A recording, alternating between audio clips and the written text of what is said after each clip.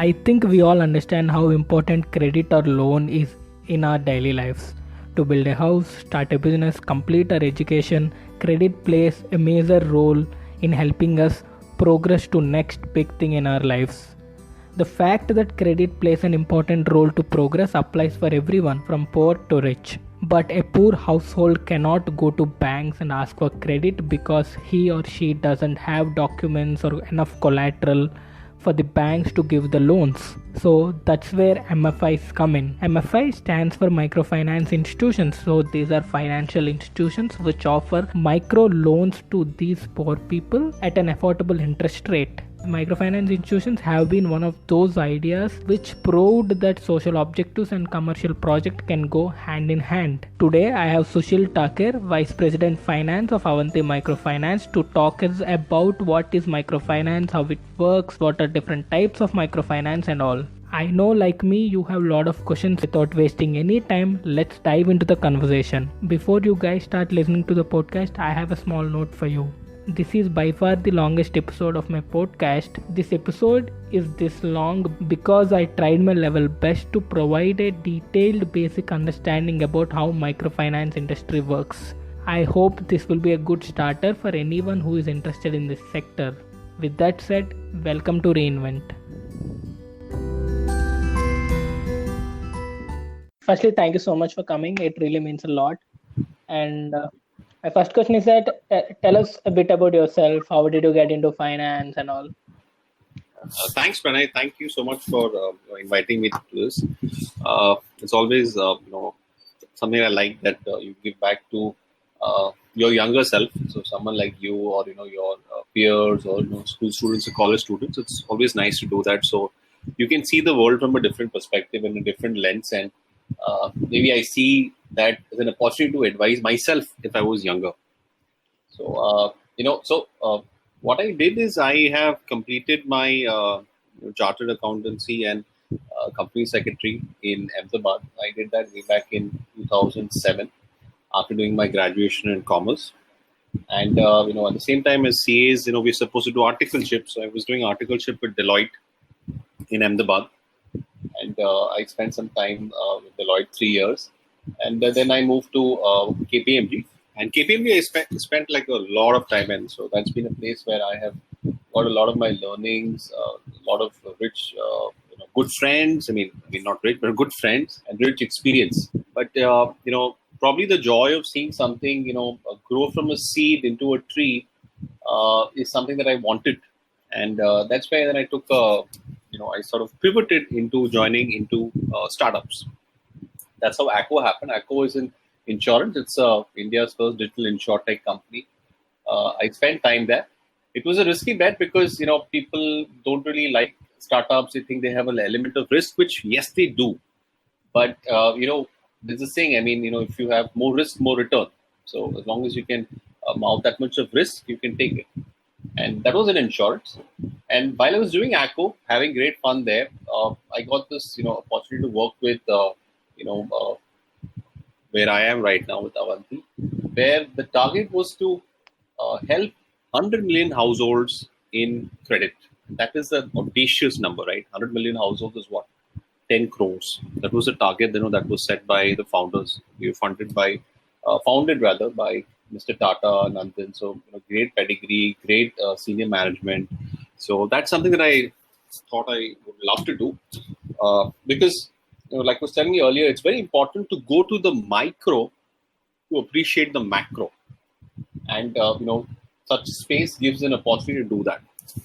So my next question is that we'll start with what is the difference between microfinance and banking in general. But I still want to understand that is there a credit inaccessibility for poor in we see campaigns by governments and all, but which make the general people who are outside to feel like there is no credit inaccessibility. I just want to understand from you that is there any credit inaccessibility, especially for the poor and the people who are working in the informal sector? yeah, so like you mentioned, I think there is a lot of pomp and show when you come to know the schemes that the government are doing, and yes, I think they're trying to do what they can.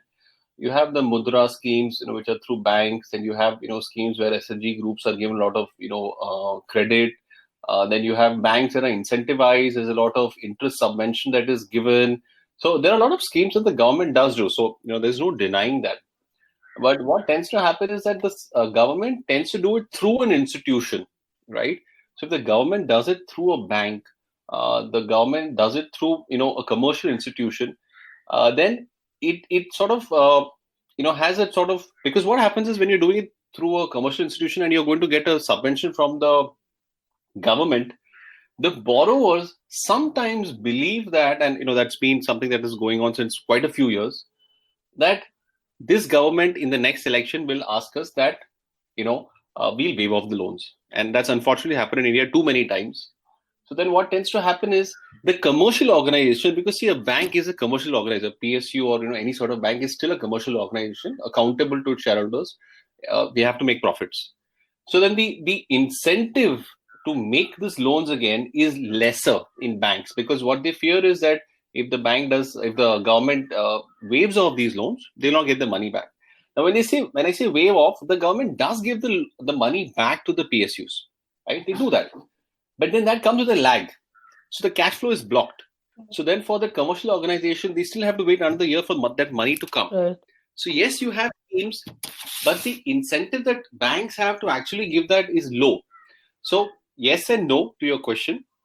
So there is, where does it become important is that you have MFIs, you have NBFCs, you have MFIs that are NGOs as well. These people come in so that they're able to provide credit to those folks who have in cases being rejected by banks. Right. And also, yeah, sorry, you're saying something? No, go ahead. Yeah. So what tends to happen with banks also is that since they do not want to suffer additional losses, they become extremely conservative. Like, I don't know if any of you or your friends have visited banks in the villages. What tends to happen is the entrance to the bank itself is so small that only one person can go in. They do that by design, right? And when you see that sort of an entrance, which has got like the jali, and then it's got locks and all, you're not incentivized to enter. You don't feel comfortable, right? Because the bank officer there wants to do business, but wants to do business with someone who's going to give him a higher margin. He doesn't want to do business with someone who wants a 15,000 rupee loan or 20,000 rupee loan. He would like to do business with someone who's taking 1 lakh rupees, 2 lakh rupees, etc. So that becomes more difficult for them to get these loans. And the paperwork the banks ask generally has been quite a bit. They will ask, I want your bank statements. I'm not even talking about, your Form 16, etc., because they don't have any, income proof as such. But they don't really have, bank statements. They have minimal bank statements, minimal bank accounting. So it just becomes a catch-22. The bank says, I will give you if you give me all these things. That guy says, I don't have all these paperwork, but I still want it. That's where MFIs come in. See, MFIs, what they're able to do is they're able to have a lot of understanding of the the cross section of communities. For a bank officer, the borrower comes to the bank, right? So the bank officer does not know the community. But here, in microfinance, the microfinance employee, the person who's giving the loans and who's collecting the money, actually goes and visits their villages, goes and visits their localities, understands what is the need that is there of the funds, where do they really want to utilize the funds. And when that person says that, okay, I have assets of 1 lakh rupees, now that guy may say, I have 5 buffaloes, I have 2 goats, and these are not quantifiable assets, right? You can't price it. But yes, when you look at this, you have a guesstimate number that yes, this guy has an income of 1 lakh rupees. So MFIs do that very differently. It is a mix of formal and informal methods that they use.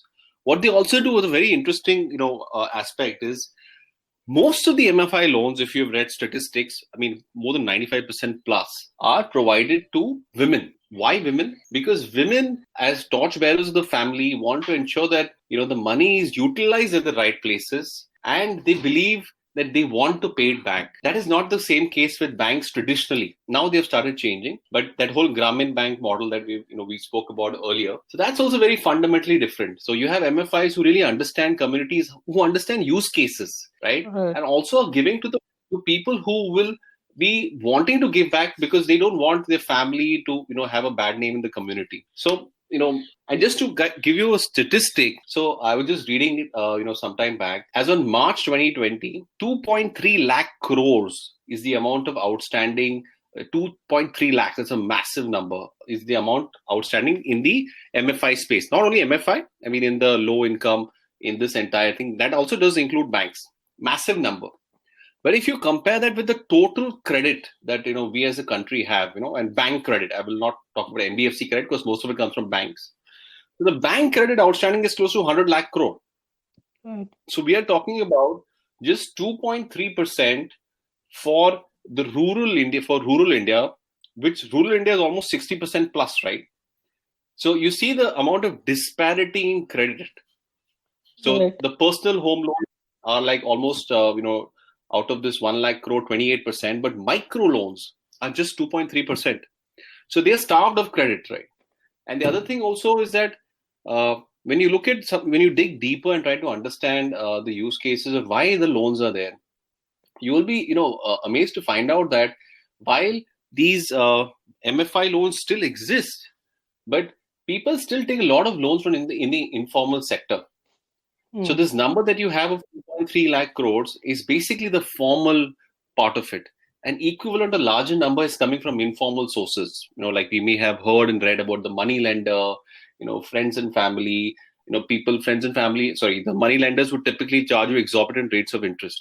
So Right. If I may cut you there once, I mean, do that happen because there is lack of awareness of microfinance institutions, or do that happen because they trust money lender more than these formal institutions because they have been betrayed by them for years, right? Yeah, so a very good question. I mean, I like the thing that you said that about trust. So yes, what is happening is that if the borrower, they want money as on an SOS basis, on an emergency basis, then microfinance institutions currently don't necessarily have the capability to give emergency loans. Right. It is developing. People are building, more digital models, but right now they don't have a ability that supposing, this person is there, this person has borrowed, has a good repayment track record, and he or she wants an emergency loan. Can we distribute that tomorrow? That does not exist right now. That's where the money lender comes in, because the money lender knows that yes, microfinance will give a loan to them, but if this fellow wants something on an SOS basis, he's only going to come to me. So it's a bit of a trust. Yes, that is that this person is my last port of call. And at the same time, that's something that the money lender uses because he knows he's always going to come to me there's an emergency, and then I will price him very excessively. So, one is making use of the other person's trust. So, that's where it is there. And the second thing is what tends to happen in a microfinance, the loan ticket size tends to be very low, and that is by design. Right. What tends to happen is maybe the first loan that is given to a new, completely fresh borrower will be maybe around 15,000 rupees or 20,000 rupees. You may ask why? That's very low. Yes, it is very low. But it's important for you to appreciate what is the income in rural India. So the income in rural India on an annualized basis is almost say 1 lakh rupees per household, not per individual. Now, out of that 1 lakh rupees, the savings that a household has is only 8 to 9,000 rupees, which is very low. And if you're giving a loan, so when you're saying 8 to 9,000 rupees is saving, that means a lot of amount is going to consumption, a lot of amount is going to, say their the farming and different ancillary aspects. So if you give a high loan from a commercial standpoint, if supposing someone gives a loan of 50,000 when you're having only income of 8 to 9,000 rupees, the repayment becomes a challenge. That's why MFIs by design give loans where the repayment is possible, and like I said, between 15,000 to 20,000 rupees is what the initial ticket size is. Then it starts increasing, because your one season you have completed one cycle. I'll give you a larger one. Then again, I'll give you a larger one. Whereas a money lender, for him, it is primarily, he knows that guy. He knows where he stays. He can name and shame him if he does not pay money. So he will probably give a larger amount to him. So that's why it's different. Two aspects, like I mentioned.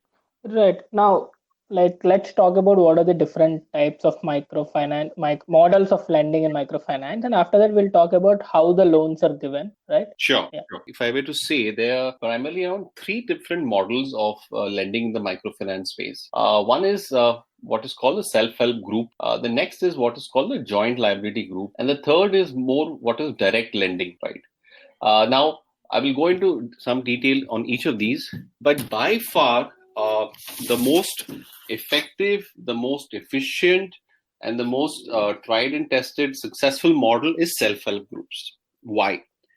Now, self-help groups, the design of that product is where, maybe around 10 to 15 individuals, and most of them tend to be women. Self-help groups are generally run by women.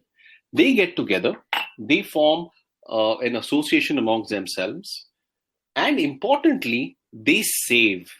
So in a self-help group, saving is first established, and that saving could be minuscule. To give you again a statistic, the I think in 2019, March 19, around 23,000 crores of savings, bank account savings of self-help groups of almost around, I think around 1 crore, 1 crore SHGs. That means every individual is almost saving around 2,000 rupees per year. That might again sound less, but then you say 2,000 rupees per year, you start accumulating years, you start accumulating the number of people, then they become a slightly larger amount. So in SNGs, what happens rather is that you form a particular amount of savings, and based on that saving, then the institution, it could be a bank, it could be a microfinance institution, it could be an NBFC, it could be an NGO organization, then they provide loans. So they know that you have a habit of saving. That's the most important thing. They like SHGs because SHGs have a habit of saving. Now, when you have a habit of saving, you then have a habit of repayment, and you have a habit of storing money which will be used. And in a self-help group also, what happens is the group dynamics are extremely important, because maybe you have experienced when when you have study groups, in college or elsewhere, there's always one person who's going to push the other person. You have a deadline, no, we have to do this, we have to submit this assignment. Similarly, in repayment, they're always pushing each other to ensure that the group doesn't earn a bad name. So self-help groups, actually more than 90-95% of the entire 2.3 lakh crore that I mentioned is with SHGs, large portion of it.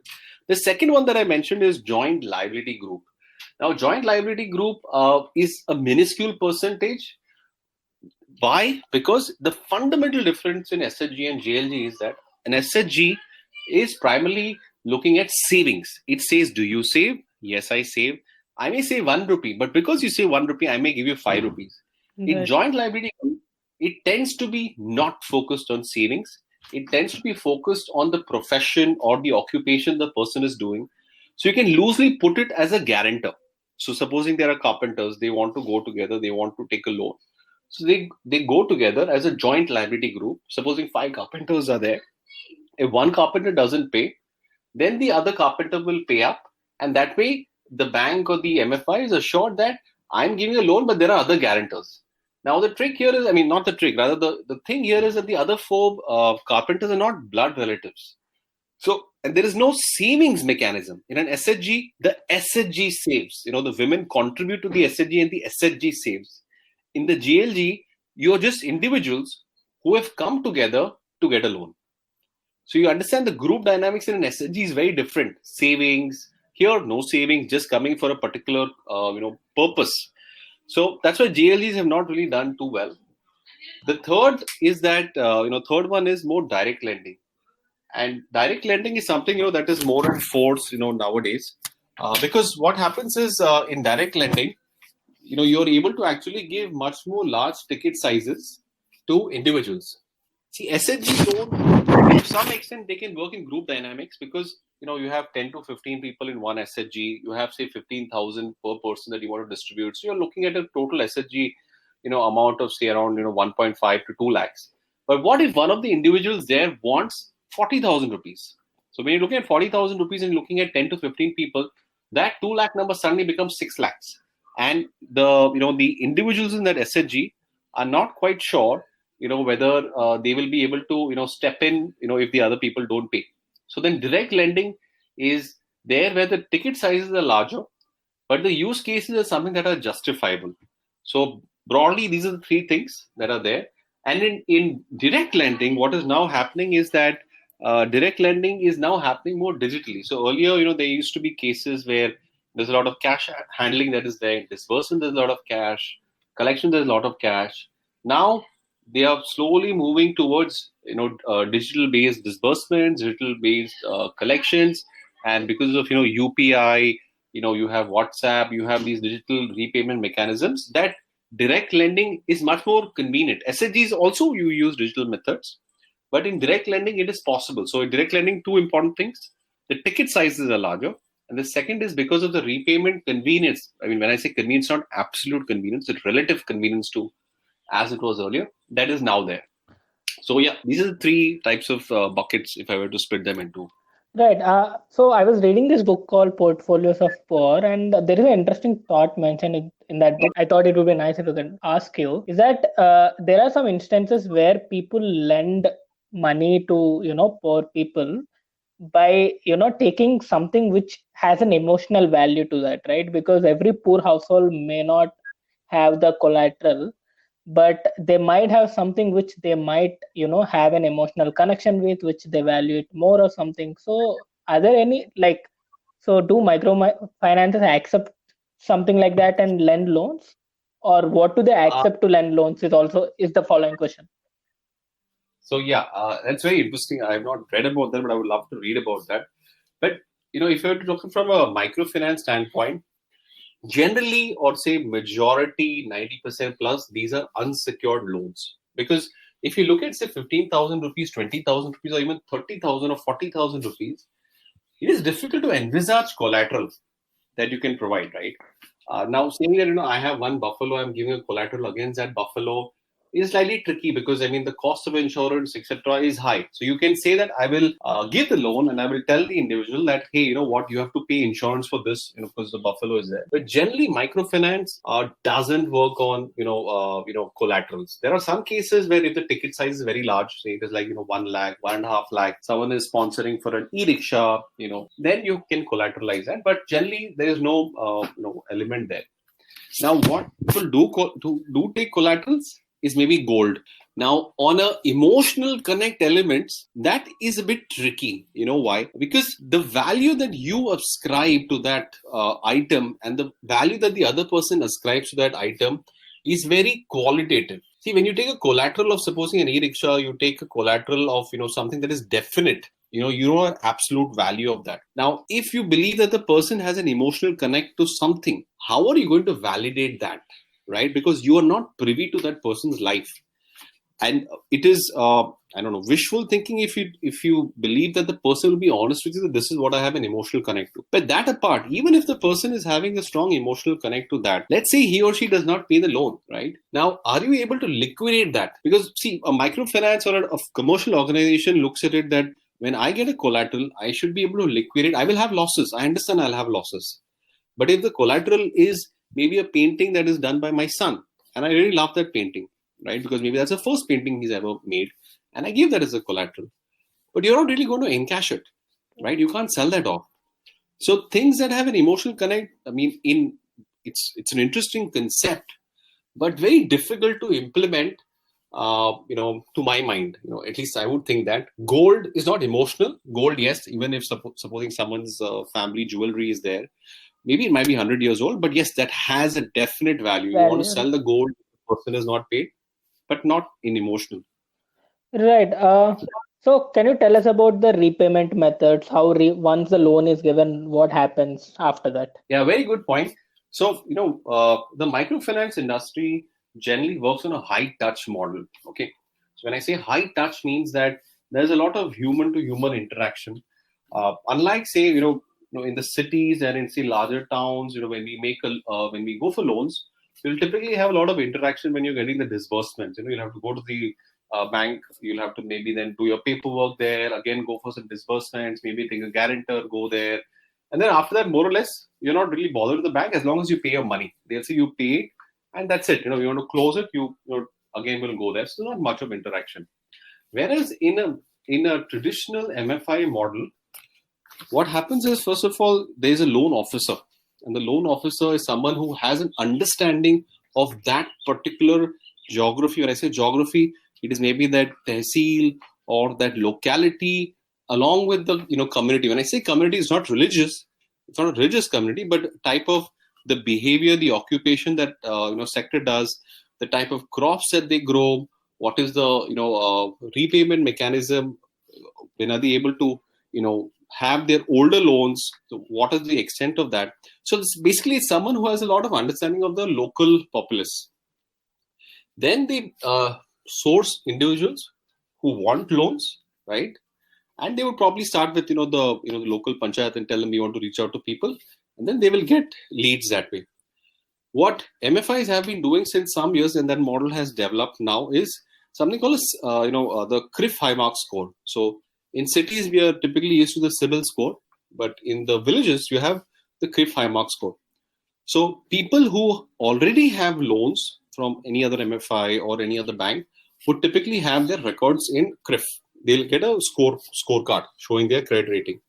But if people don't have, are new to credit, or they're typically called thin file customers or new to credit customers.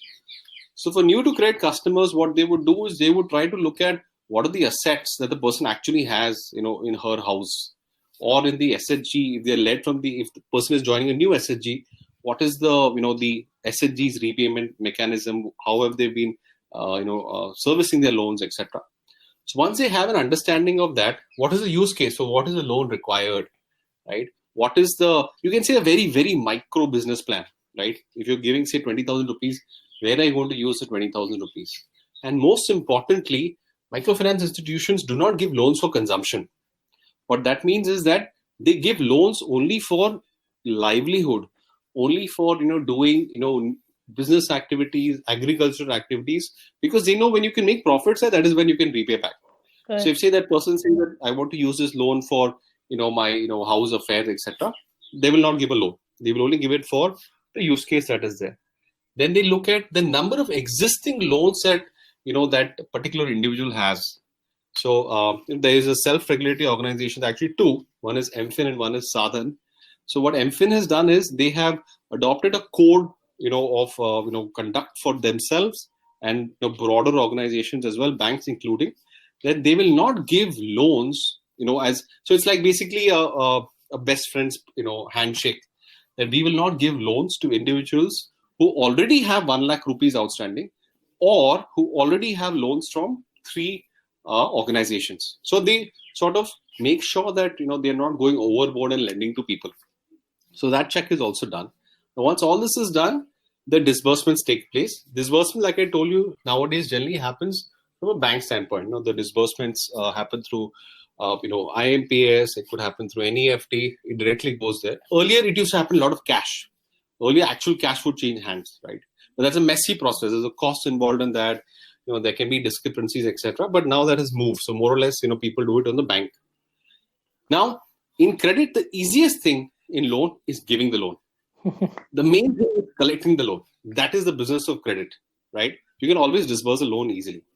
So what they then do, and this is a very interesting thing. So supposing they want to collect from, say 15 borrowers, what they will tell them is that, maybe you come on a particular day. So this is typically a monthly type of, collection that they do. You come on a particular day, let's say maybe that's the 5th of every month. Why 5th? Because maybe they get all their money by the 30th. I mean, though they're not like, typically salaried class, but they pick up a date where everyone more or less is getting the money. Everyone comes to a common place. And then so that everyone's time is saved, everyone sits there and everyone makes a repayment. So also from an efficiency standpoint, if you look at the loan officer, he doesn't have to go knocking on 15 people's houses. He gets all of them at one place. And he's able to establish a community connect there. He's able to speak to them. He's able to understand what all can be done. Because it's important also that, it is a social organization. It is not a commercial organization. What are their needs? Do they need something additionally? Are they able to, find the right prices for their products? Is there any other, procurements that they need to do? Exchange of ideas between these people. So that's where the group dynamics and group assistance comes in. So yeah, that's how the repayment tends to happen. And the beauty of it is that if you've seen the NPAs, that is the past 90 accounts in the MFI space are below 1%. Right. Really below 1%, as compared to corporate, where they're massively higher, right? So look at this model is, and it is a model, right? But at the same time, what's important is that the poor person really wants to pay back money. Right. But then people don't consider that. They look at the person as poor, the ability of that person as not a consumer. When I say not a consumer, means not a person who I should give credit to. which is absolutely wrong. If you look at C.K. Prahlad's The Fortune at the Bottom of the Pyramid, look at what Muhammad Yunus, then you look at even this Abhijit Sen, that poor economics. You should basically get into the minds and needs of the consumer. So there is no non-consumer. Everyone is a consumer. You need to design the product the way that the consumer understands it. Right. Next thing, there has been a lot of discussion about the interest rates. Even I have, to some extent, feeling that the interest Yeah, rates. I was waiting for that.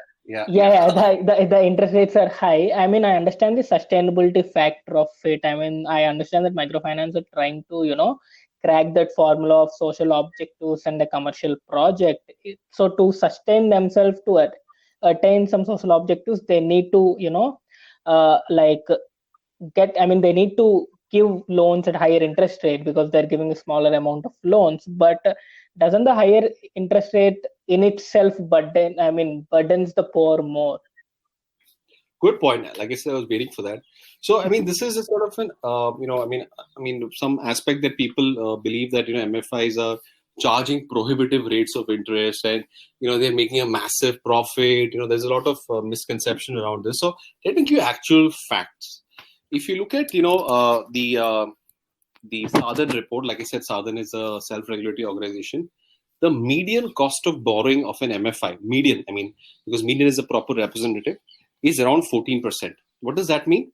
The MFI itself is able to get a loan from a bank or from any other NBFC or organization at 14%. Okay. Now, the cost of operation, and like I said, this is a very high-touch model. You need to employ a lot of people. One person can do approximately, say, around 300 individuals, service them per month. So the cost of operations is 8%. So what is happening is 14% is your cost of borrowing. 8% is your cost of operations. That makes it 22%. Now you have a cost of credit. What does cost of credit mean? That the possibility of some accounts going bad, like going NPA. So let's put a 1%. Like I mentioned that the PAR 90, that is the NPAs, is 1%. So the 22% has become 23%. Now we have not even talked about the SG&A. SG&A means the selling, general, administrative expenses that are there. So now the 23%, if we add 2%, SG&A is basically your corporate expenses that are there. Operating expenses are more, salaries of the loan officers and the travel, etc. that they're doing there. So if you add another, say, 2% basis points for that, the actual cost for every loan an MFI is doing is like 24-25%. Now with scale, that becomes smaller. Now you'll have a Bandhan earlier in its earlier avatar. It is a large MFI. Since more scale is there, the cost of borrowing, they can negotiate better. Instead of 13.5%, 14%, they can maybe get it at 11%. But at a typical median level, you actually have a cost of operation of 24-25%. And what they charge these borrowers is around, say, 26 to 27%. So if you're looking at it, there's only a 2-3% margin that they're making. Unlike if you go to a bank and you take a loan, right? If you take a personal loan, maybe they will price you at, say, 11%, 12%. But what is the margin that they're getting from the RBI? If you look at the RBI repo rate, it is like 5%, right? So I would rather say that the margins that the banks earn are much higher than the margins that the MFIs earn. It is just because in absoluteness, you see it as a very high number of 25, 26, 27%. Whereas the loan that you're taking, personal loan, is say 11, 12, 13%. You perceive that there is profiteering, but actually it is not. And also, you need to appreciate the fact that this 25, 27% I was mentioning, the money lender can charge them as much as 1% per day, right? At least. If you go and check, sometimes people who are selling sabjis in push carts, they almost pay, you won't believe, 10% per day, right? So that is a very different type of business they are playing. MFIs don't play that. MFIs, and also very important, the RBI has so that MFIs don't go overboard, some of the risky MFIs, they have certain conditions on the price of the credit that you will give to borrowers. They price it bases your cost of borrowing. I think that's 2x or something like that. So basically what they say is if your cost of borrowing is, say, 14%, you cannot price it above, say, 28%. So the regulator also has enforced that condition. So to my mind, it is actually a fair game that the MFIs play. The larger that you become of scale, and the larger you employ digital means, right, the more you're able to bring down the costs. Because at 8% operating cost is very high. Now, if you can reduce that to 2%, because what is the 8%? 8% is the loan officers visiting everyone. Is that always required? Can you have digital transactions there? Can you use more different, community models? Then you can bring down the cost. Right. So, I I mean, hope you now that yeah, the rates are relative, yeah, not absolute. but I got it. I mean, I also feel sad that in this also the state is responsible for the higher rates of microfinance, which in a way is causing a disadvantage for the poor, which is sad. Now, why do you say states? I mean, the state in the sense the bank which is involved, if the rates Yeah. are Very, very, very valid point.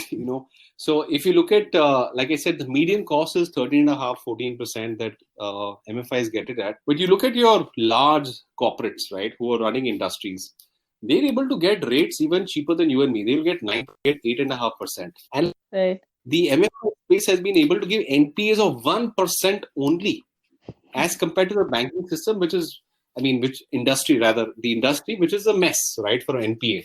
Some places 5%, some places 10%. So it's very unfortunate and to some extent unfair as well, that the people who are actually having low NPAs, you charge them more, and the people that are having high NPAs, you're charging them less.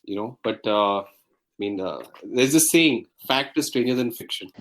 right, rightly said. And see, I mean, obviously, we know that there have been a lot of success stories, and people. I mean, microfinance has helped a lot of people to come out of poverty or fight poverty. But the repayment of these loans is largely dependent on a lot of factors which are not there in hand, right? For especially a poor household. And there is a statement done by Vikram Akula, who has been one of the major heads of one of the biggest microfinancer country, that we don't need to teach poor, they know everything, they're smart. I mean, I agree to some extent, but when there are a lot of other factors affecting their repayment, repayment of money to the microfinances, don't you think microfinance, instead of only borrowing and collecting money, they have to create this livelihood mechanisms so that everybody is better off at the end of the day? Because if they create better livelihood mechanisms, the profit of these poor households will increase, and there will be a they will be in a better position to repay these loans back. You're absolutely right. The organizations that work for the borrower, right? When I say for the borrower, it means not for the credit only, but for the borrower's growth, from helping the borrower, looking at, like I was mentioning, input, throughput, and output linkages. Those are the organizations that build trust. What is the single most element that is lacking, when, people from rural areas take loans or take any sort of financial instruments or give money, is trust, right? Because a lot of, people have been cheated of money. They have, entered chit funds, done different things with the intention of earning money, but they have been frauded. Now, when you build trust not only by giving credit, you build trust by, offering something. When I say offering something, if you give a helping hand, and rather than asking the other hand to first come to you, you give a hand to that person and do that. So there are organizations which actually do work like this. There are some who are highly commercial. There are some, like I said, who highly look at what is the return on assets, what is the return on equity, what is the margin that I'm getting. Those are important, but those cannot be the lifelines of an organization, because then eventually that organization will become a bank. And there's a fundamental difference between a bank and an MFI, right? So then the lines, they disappear, and then that organization that works very, very like a cookie cutter, like a transactional approach or mechanistic approach, becomes a bank. And then the person will not go to that organization, because that person knows that you are only coming when you want to make money from me. You're not there to help me. And also, I'll give you some data points, very interesting. Like you said, poor people, they go through different challenges, and are they able to repay? I think that's what you're trying to say. But there's this research that was done by this large organization. They looked at demonetization. They looked at July 2018 Kerala floods, and they looked at this funny 2019, the cyclone that happened around Orissa in that place. Now this affected demonetization. Maybe it didn't affect livelihoods per se, because people in the villages actually had low denomination notes. They didn't have high denomination notes, so it affected to some extent, but not that much as it affected urban. But in Kerala floods, and the Fani cyclone, this actually affected people. And there is data that shows that these are like data on say around maybe 27,000 for Kerala flood, 27,000 accounts, and 45,000 on Fani, that show that there have been NPAs when that event occurred, they were not able to pay. But in a 6-month duration, they were able to pay that back. What does that mean? That means that their ability to clear their account, their ability to clear their name is there. It is not a scenario where an event happens and they forget and they say, okay, because of the event, I'm not going to pay. This is actually research that has been done. So, I mean, to answer your point, while they may not be able to pay because of these events that are outside their control, natural calamities and catastrophes that happen, but there is a strong endeavor, not only qualitatively, but backed by quantitative evidence, that they repay the money. They may not be able to pay the money in the next 2 months, but they pay the money in the next 6, 7, 8 months. They really do that. And Right. the question to you is, do corporates do that? When a corporate says, I'm They not fly doing to this, other country. yeah, they don't, right? These are the Yeah. people who actually pay back. And then we say, hey, I'm not going to give you money. Right. Right. And next, I want to talk about this little thought experiment. We talked this about in yesterday's call also that, a lot of 95%, 96% of the financial institutions in our country are not designed designed according to the cash flows of the poor households. To make the viewers understand it better, when we talk about a farmer who gets his income seasonally, but he has to pay his loan monthly, which makes him difficult, to get access to the credit, and which makes him the process of repayment for him also difficult, right? And two questions here. One, do you think it is still because of us who are unable to create innovative financial institutions for poor to progress? I mean, I want to know your views on that. Secondary is can this kind of model can be incorporated into microfinances? Yeah, so you're right. What has happened is that for microfinances, this has been running for decades. Microfinance is not new. What has happened is microfinance organizations, most of them say want to have a minimal product price. Like a bank will say maybe you want minimum 1 lakh rupee or 50,000 rupees, depending if you're in the urban or rural place. And the bank will say minimum you have to take 12 months from me. I've encountered that case. I want to take a loan from a particular large private sector bank. They said minimum 12 महीने का ये मैंने बोला कि if I'm able to pay in 3 months, then what? He said sorry, then we'll have to charge you penalty. But I'm like, I can pay that money in 3 months. I'm just taking on a buffer that for a product there. But no, they don't do that.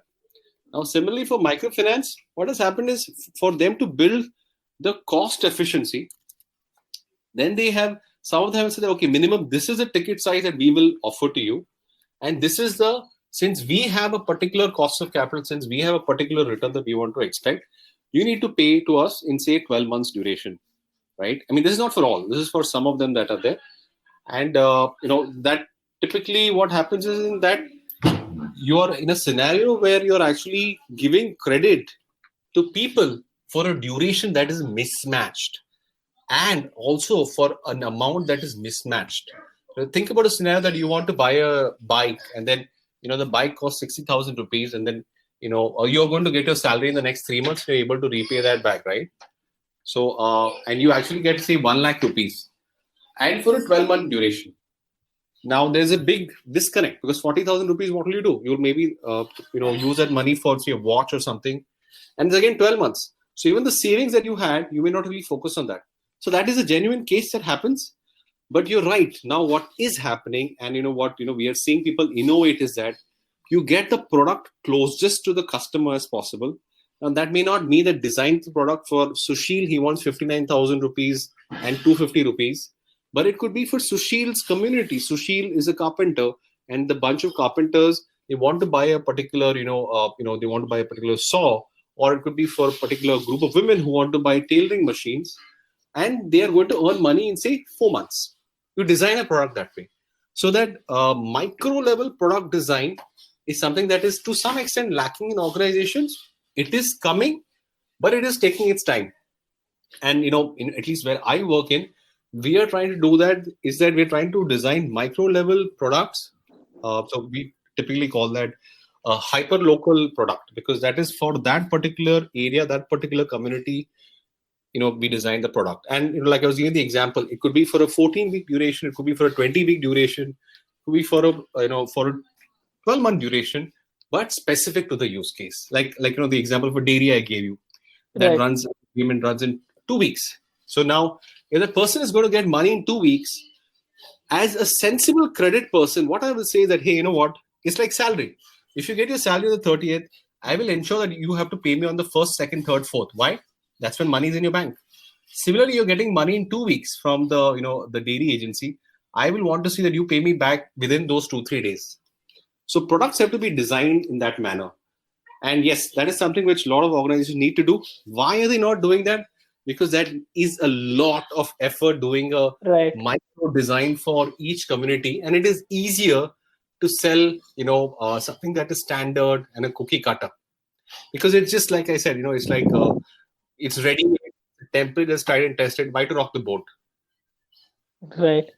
Yeah, that comes to my final question. That right now, till now, it sounded kind of like a fairy tale, and it sounded like a kind of like solution to elevate poverty, and it is helping to some extent for poor people to fight poverty. I want you to mention few limitations of microfinance, and how do you see this industry growing in near future? So see, I mean, how the industry is going in the near future. So, like to give you a statistic, like I mentioned, that 2.3 lakh crores out of 100 lakh crore outstanding, it's only 2.3%. And I'll give you a more finer statistic. So, our population is 138 crores, give or take a few crores, right? Then the number of microfinance loan accounts that have been given are approx 10 crores. But what tends to happen is every person generally has 2 loan accounts. So that means that you have a scenario where there are 10 crore loan accounts and there are 2 people. So basically there are 5 crore individuals, and that is 5 crore households. So if you look at the 138 crore number that I gave you, that is the population size, and you do the maths there, if you do 138 crore and approximately around 65% of them stay in rural India, and then you have an average family size of 5%, sorry, 5 per family, and 50% of that are indebted. All these statistics are there, NABARD, MFIN, census of the government of India, etc. So you're looking at almost 8 plus 8.8 to 9 crore borrowers in the rural place who actually need credit, or who are having credit but are having from a function of both formal and informal. And out of that 8.8 crores, who are you currently serving right now? 5 crores. So there is a massive gap. The 2.3 crores itself will almost double, right? So is there an opportunity of growth? Massive opportunity of growth. But yes, most important in microfinance is how do you distribute? When I say distribute, how do you get the loan to the individual and not ask the individual to come to you? Because banks have done that. They have failed. Right? I mean, though we may say banks are great, etc., etc., post office account, yes, they have done well, but not as much as microfinance institutions. So opportunity is massive. What is required is designing products that meet the customer, keeping the customer at the core. What are the limitations? You also asked what are the limitations of microfinance. So see, conventionally, microfinance has been a high touch model, right?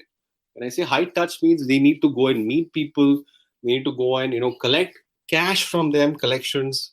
So while disbursements have been digital, collections generally have been more on a cash basis. Why? Now you may say, hey, what, Prime Minister opened so many Jandan accounts, this happened, and whatever you read on the press, right? But then, is the use of those bank accounts enough? When I say use means, is the velocity of inflow and outflow from that bank accounts enough, or is that bank account particularly being used to collect, say, some subsidies being received and then just basically withdraw that? You need a banking system, you need bank accounts that are more having inflows, outflows, that you actually have people using a bank account. And when that happens, you will have digital repayments. So one of the biggest challenges is that the repayments have not really been digital. The repayments have been very high cash, and when it's very high cash, your cost of operations will be 8%. Now, if you're able to cut down that collections, the whole cash model, then maybe that drops 8%, becomes 4%. So that is a very significant limitation. And for some instances, what happens is that I'm reading this book by Clayton Christensen on the floppy drive industry in the 80s and 90s. When you become a giant, like there have been giants who used to make floppy drives. You may not know your generation, but to be different size of floppy drives, and then somehow floppy drives, probably now become coasters. You put your marks on them, etc. When they're very large, they didn't really want to innovate radically because they felt they were very large. They felt that the model that I'm using is the right model because I have become large. I know something. But then someone else came who innovated the model very radically. And then that large giant, I would call that, say David, Goliath rather, that Goliath suddenly disappeared.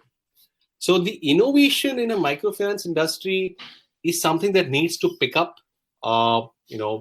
Cost needs to come down, and for the cost to come down, you have the cost of borrowing. Like I said, 13.5% is very high. That needs to come down. Your operations cost needs to come down, and these are for people who actually pay better than you and me, right? So they really deserve it.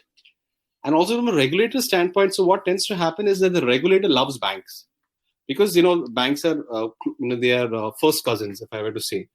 Then when you go to an NBFC, you go to an MFI, they're the third, fourth, fifth cousins, so they don't really have that much of trust on NBFCs and MFIs, and maybe fairly so. Like say some fourth, fifth cousin may have defrauded your one of the land, etc., and stolen it, etc. But if the RBI were to open up and to actually give low cost direct funds to some MFIs, NBFCs on a particular basis, I'm not saying you just open it up for all and give it. But if you have to have a mechanism where they can also draw these funds at say a 5, 6, 7% interest rate, just imagine the delta. 14% is what they're currently getting. And if you're able to make that half, that means from a landed cost to the borrow of 28%, you have just by stroke of a pen shaved off 7% and made that loan 21%. So significant challenges. And that also makes accessibility factor higher, right? Then the loan will be more accessible to more people. Absolutely. Because then there is the cost of loan has reduced, and the person who wants to borrow it finds them to be cheaper as well. And importantly, the borrower has a better margin for the work that he or she does, right? Because if I have to charge 28% because my cost structure is so high, the margin that will be left with that individual will be lesser. But now if I have reduced it by 7%, I have put that much more money in the hands of the customer, of the borrower. So very, very lot of different levels are there. You have government from rather not government, I would call it RBI. Then you have more from the digital economy, if that takes up as much as it should. There have been experiments. I would not say there have not been experiments, but the pace of which is like UPI, for example. So UPI, I'm sure you and your friends would have done transactions in Bheem, UPI payments, Google Pay, etc., etc. But have you thought about how it works in a feature phone? It doesn't work so great. And compounded to the fact that the way the Jio feature phone works, Jio has done excellently well. That has been different, the way that the feature phone responds. And the drop-off rates in a feature phone are much higher than that of a UPI, a smartphone. So if you design with I would urge you and your friends to maybe look up the statistics of Bheem and the feature phone usage on RBI. They put up those statistics. You'll be shocked to see what are the statistics of feature phone UPI transactions and that of smartphones. They're just not comparable. It's like you're talking about tens and thousands of crores, and you're talking about say 100 crores on the other side. So even the regulator designing products with a feature phone so that the person is able to actually make that transaction. Because now let's assume the person has money in the bank. How does the person make the transaction? And yes, you may say that there's a smartphone, etc. But see, smartphone is there in the family as one instrument. It isn't that everyone has a smartphone, and a smartphone is used as a purpose of entertainment, WhatsApp. And also what is happening is that it's not necessary that the mobile number is the same. It keeps changing. So there are too many different dynamics that are there. But if there's one thing that can make it at least easier to start off with, it is designing products with the customer first through a digital model. And then maybe RBI and all can take care of themselves gradually as they realize. But that's, I think, the core importance, if you were to ask me, to my mind. Right. Thank you so much. It was lovely talking to you, and I wish all the best for the great work you guys are doing. Thank you so much. Thanks, Pranay. Lovely speaking to you. I hope I've been able to help you and your friends understand more about microfinance.